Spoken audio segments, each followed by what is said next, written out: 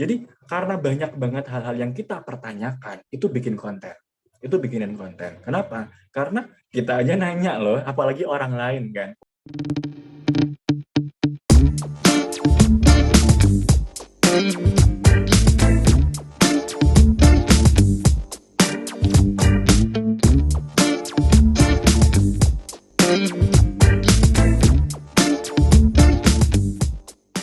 Kami persilakan untuk Kak Rohil Ahyani. Ini adalah pertanyaan terakhir karena juga waktunya sudah menunjukkan pukul 11.48 ya. Jadi kita persilakan satu pertanyaan terakhir dari Kak Rohil. Silakan Kak. Ya, baik. Terima kasih Mbak Kuri. Mas Dimas, saya mau tanya ya, terkait tahap editing. Nah, karena kalau kita mau membuat konten, pasti editing itu adalah hal yang penting sebelum kita post konten kita. Nah, ini saya minta tips juga dari Mas Dimas, gimana sih cara awal untuk kita memproduksi sebuah video, apakah lebih baik dibuat skripnya terlebih dahulu, kemudian kita susun footage-nya, atau sebaliknya gitu, Mas. Karena selama ini saya itu stuck di tidak bisa mensinkronkan footage dan juga skripnya. Itu aja sih, Mas. Boleh minta sarannya. Oke, kalau boleh tahu kakaknya bikin video di bidang video apa? Di konten apa? Kalau aku itu sebetulnya di traveling, Mas. Traveling dan makan. Oke, traveling dan makan. Oke. Hmm. Ini menarik ya. Ngedit video, bagian dari proses konten. Enaknya di bagian mana dulu nulis? Skrip dulu atau footage dulu? Gini, kalau aku tidak pernah menuliskan skrip dulu, terkecuali aku tahu apa yang aku review. Jadi misalnya gini, traveling itu kan kita ke sana. Kalau kita pernah ke sana, kita tahu isinya apa gitu kan. Tapi kalau kita nggak pernah pertama kali, itu pasti banyak miracle atau apa ya, hal-hal baru yang kita lihat terus, wow, bagus banget ya. Tapi kita udah bikin skrip nih, detail. Loh, tapi footage-nya terlalu banyak. Loh, ini nggak ada di skrip kemarin, gimana dong? Akhirnya apa? Runyam sendiri kan. Jadi ini opsional. Kalau kita udah tahu apa yang kita review, better pakai skrip dulu supaya kita nggak pusing. Kita tahu apa yang kita lakukan. Misal, kita mau ambil contoh ke Gili Trawangan ya. Misal Mas suka traveling ke Gili Trawangan di Lombok, gitu. Terus udah pernah ke sana nih. Tapi waktu dulu nggak konten, sekarang mau konten. Oke, tulis aja skripnya dulu. Skrip sederhana, jangan skrip teks. Karena beda. Kita bikin video konten tuh adaptasinya tuh cepet banget. Hari ini trennya beda, besok trennya beda. Lebih baik ke list-list aja. Dalam video aku harus ada apa? Budgeting. Berapa sih perjalanan di Trawangan gitu? Dalam video aku apa? Dan yang paling penting sebenarnya adalah topik video. Kalau kita di Trawangan sebenarnya tanya ke dalam diri, apa sih yang orang pengen tahu? Budget, satu. Dua, fasilitasnya apa aja sih di sana? Oke. Ketiga, hotel ya. Hotel, oke. Keempat, katanya di Gili Trawangan tuh harus pakai sepeda aja, nggak ada kendaraannya. Oh, berarti gimana ya cara orang-orang sewa sepeda? Empat. Lima, makanan di sana apa aja sih? Mahal nggak ya? Lima. Terus kemudian keenam, di sana biasanya orang-orang ngabisin waktu jam berapa? Soalnya kan nggak ada kendaraan tuh. Kalau malam gelap tuh, ramenya apa? 6. Dari pemikiran kita udah dapat 6 video loh. Belum lagi kalau kita bedah banyak hal. Ya kan? Oke. Terus kemudian, kalau misal penyeberangan dari Lombok ke Gili Trawangan dari pulau ke pulau tuh berapa sih? Berapa lama ya? 7. Jadi, karena banyak banget hal-hal yang kita pertanyakan, itu bikin konten. Itu bikinin konten. Kenapa? Karena kita aja nanya loh, apalagi orang lain kan. Untung-untung kalau misal kamu bikin question, aku mau ke Lombok nih, ada yang mau dititipin nggak? Itu biasanya mereka ngasih tahu, Kak, spill dong di sana habis berapa, Kak, spill dong kalau malam, Kak, katanya naik sepeda aja ya di sana. Nah, ide konten baru kan gitu. Kalau kamu traveling, Mas, aku saranin better jangan bikin skripnya. Bikin poin videonya aja. Kamu akan bikin 7 video berbeda dengan berbagai ide. Jangan stuck di satu video. Kenapa? Eman. Sayang banget. Bikin video itu informatif, pendek-pendek aja. Kecuali kamu YouTuber yang memang videonya panjang. YouTube pun 10 menit bisa dibagi per-part kan. Gitu. Tapi kalau kamu video yang pendek-pendek, informatif, kecil-kecil, bisa dibikin part-part gitu kan, di TikTok atau di Instagram. Gitu. Dari apa? Dari pertanyaan yang ada di kepalamu, sama coba tanya ke teman-teman sekitar. Kira-kira kalau ke sini, apa sih yang pengen kalian lihat? Apa sih yang pengen kalian tahu dari sini gitu. Oke. Terus kemudian, udah nih ya, udah tahu poinnya ya. Di sana kamu udah punya list poin yang kamu mau bikin. Kamu tinggal ngevideo aja, footage apa aja, misal, waktu menyeberang, naik ke kapal gitu. Apakah videonya harus banyak? Enggak sih. Lebih kepada kita kalau jadi followers masnya, apa sih yang mau kita lihat? Masnya mau ngasih apa sih ke followersnya? Oke, satu, waktu nyebrang ya. Waktu nyebrang ternyata naik perahu segede ini. Harga berapa sih perahunya? Antrinya di mana? Jam berapa berangkatnya? Terus kemudian berapa jam sampai Gili Trawangan? Baliknya naik apa? Informasi satu, video satu udah jadi. Ngevideo loketnya, ngevideo naiknya, di area kapal, segimana ombaknya, sekencang ombaknya tuh kayak gimana, berapa lama, satu informasi di satu video udah jadi. Ya kan?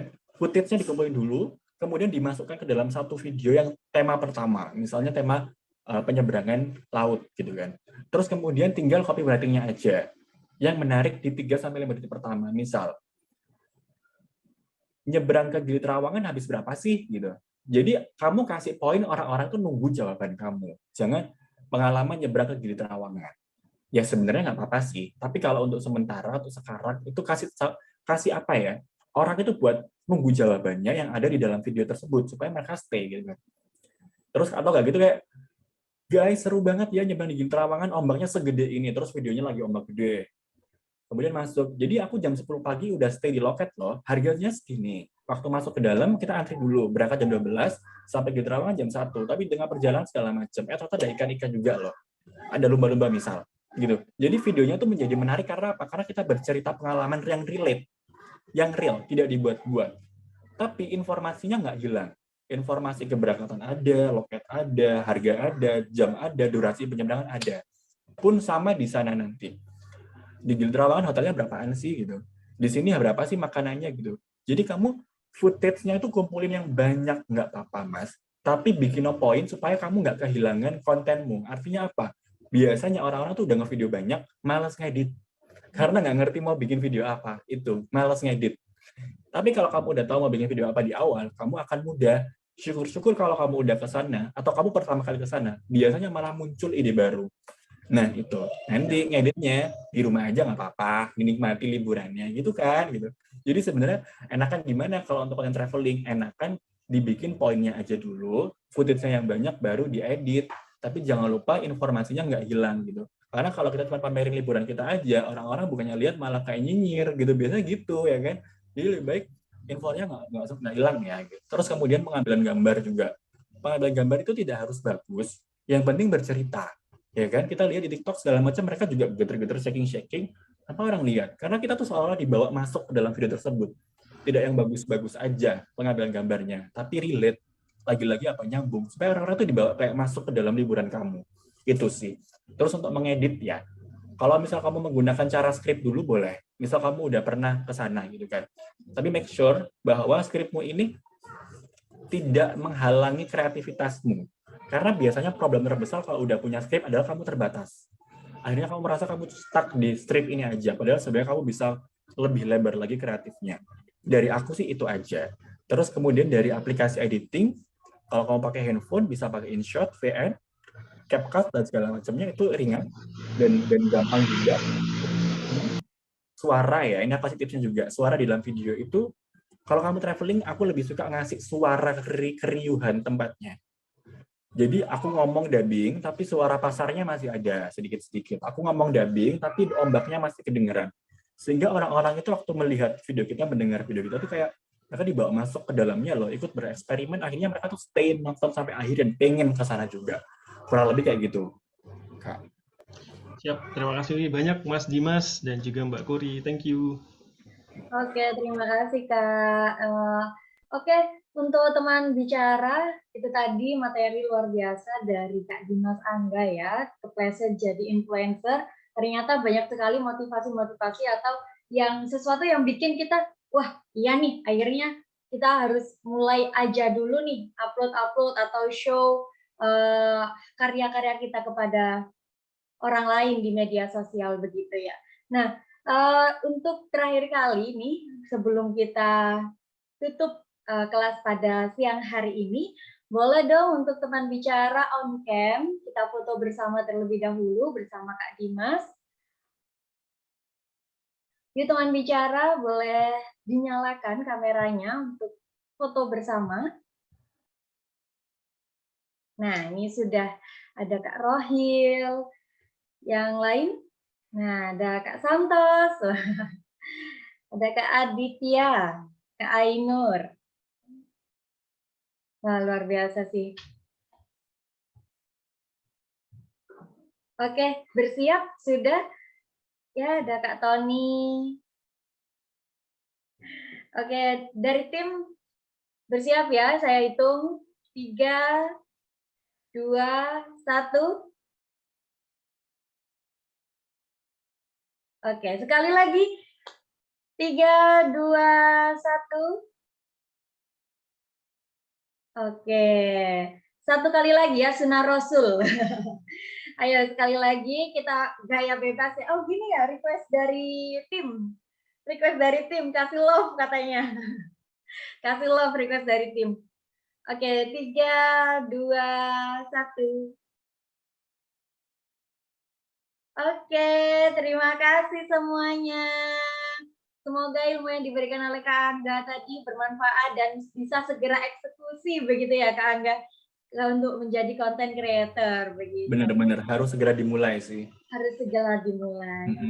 Terima kasih kepada Kak Angga, informasinya, sharingnya luar biasa sekali, dan juga terima kasih kepada teman bicara semua. Semoga ilmu yang diterima bisa bermanfaat dan segera bisa diaplikasikan. Dan pada akhirnya saya Puri Aini pamit undur diri. Terima kasih semuanya. Selamat siang. Wassalamualaikum warahmatullahi wabarakatuh. Waalaikumsalam warahmatullahi wabarakatuh. Terima kasih Kak Dimas. Terima kasih semuanya. Terima kasih. Terima kasih banyak. Selamat siang semuanya. Selamat siang Kak Dimas.